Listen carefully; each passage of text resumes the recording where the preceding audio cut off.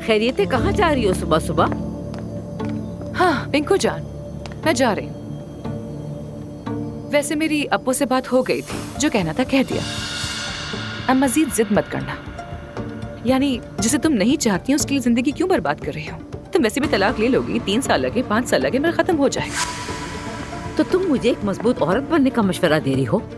मैं नहीं दूंगी तो कोई और दे देगा मशवरा, सही है ना? क्या ये अफसोस की बात नहीं है? तुम अपनी पूरी जिंदगी ऐसे शख्स का इंतजार करोगे जो तुम्हें चाहता ही नहीं। मेरी बात सुनो, तुम अब अपनी हद से बढ़ रही हो।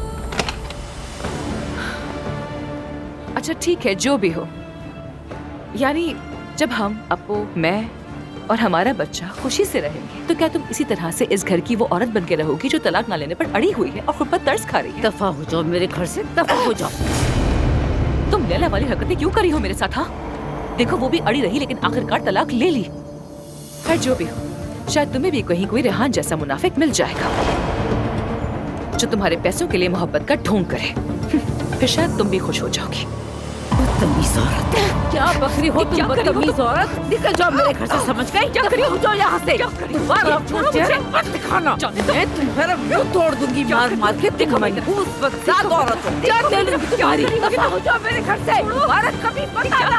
दफा हो जाओ, दफा हो जाओ। क्या करी हो? पागल हो गई हो क्या तुम? खुद को समझती क्या हो? मेरी जिंदगी बर्बाद कर दी तुमने।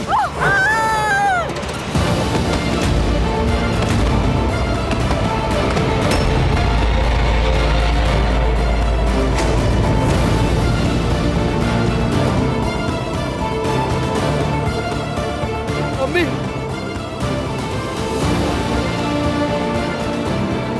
मरियम मम्मी, मरियम मम्मी क्या हो गया आपको? मम्मी,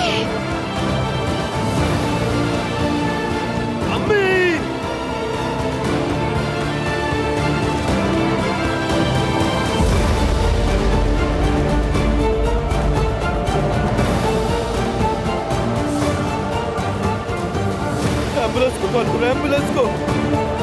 अम्मी जान, फौरन घर पर एम्बुलेंस